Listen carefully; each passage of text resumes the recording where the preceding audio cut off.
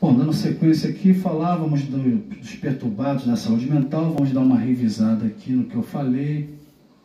Eu falei que os neuróticos estão dentro aí dessa categoria perturbação da saúde mental, as fobias, filias, manias. Os epiléticos, eles podem ter a sua capacidade afetada, principalmente nesse chamado período crepuscular. Os psicopatas, que têm transtorno de personalidade, que também não são doentes mentais, mas são perturbados da saúde mental.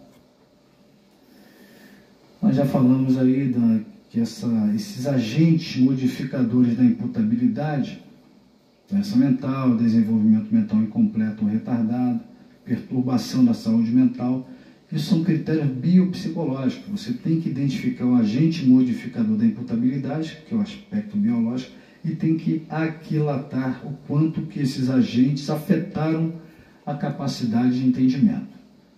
Eu coloquei que, em regra, um psiquiatra forense, preferentemente, mas não exclusivamente, né?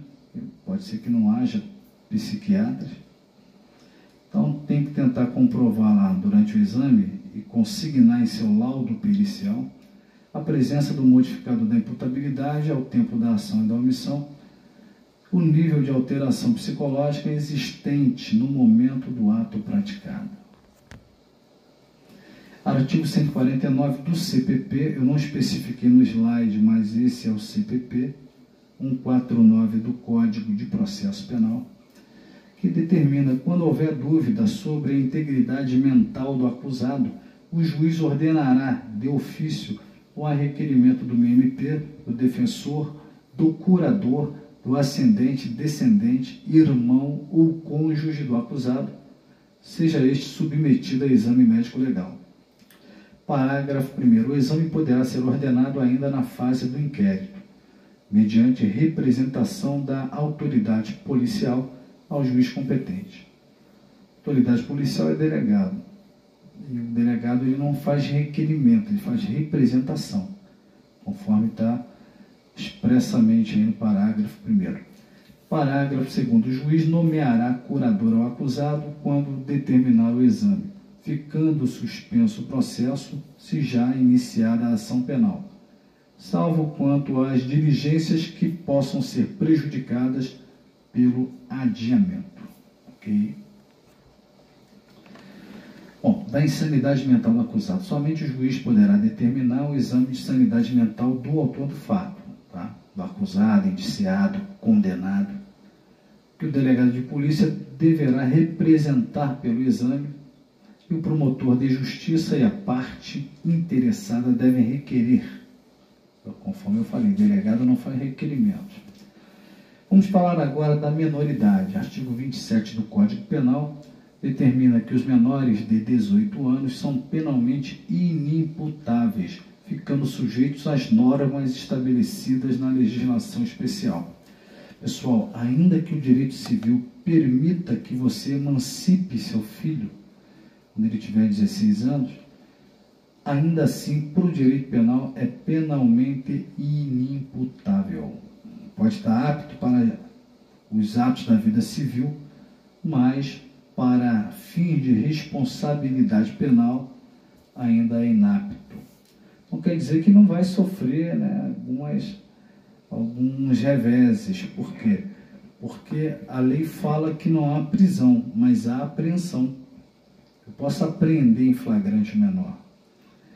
Mais difícil um pouco, né? Tem que ser um fato que tenha violência, ou que seja grave, ou que ele tenha reiteradamente praticado, mas eles ficam agarrados. Menos tempo, óbvio, mas você não fala em prisão, fala em apreensão. Você não fala em inquérito policial, você fala em auto de investigação de ato infracional. Você não fala em auto de prisão em flagrante, você fala de auto de apreensão em flagrante. Você não fala em ação penal, você fala em ação socioeducativa. E você não vai falar em crime, vai falar em ato infracional análogo ao crime de estupro, análogo ao crime de roubo. Bom, reduzir a menoridade penal, tema polêmico, mas a pergunta que deve ser enfrentada antes é: a menoridade penal é cláusula pétrea? Porque se você estabelece que se trata de cláusula pétrea, não tem como diminuir a minoridade penal, a não ser com uma nova Constituição Federal, mas por emenda constitucional não. E a Constituição Federal, lá no artigo 228, também consagra em nível constitucional aquilo que já está pontuado, positivado no Código Penal, que são penalmente inimputáveis os menores de 18 anos, sujeitos a normas da legislação especial.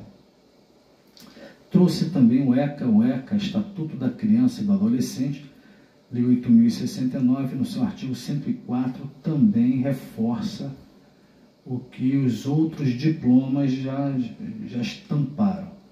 São penalmente inimputáveis os menores de 18 anos, sujeitos às medidas previstas nesta lei. Parágrafo único. Para os efeitos desta lei, deve ser considerada a idade do adolescente a data do fato. Bom, vamos tentar entender o seguinte. O que o parágrafo único está tratando é, de alguma maneira, sobre o tempo do ato infracional. No Código Penal, nós chamamos de tempo do crime, o momento do crime. Vamos imaginar que Caio tem 17 anos, 11 meses e 29 dias. Amanhã completa 18 anos.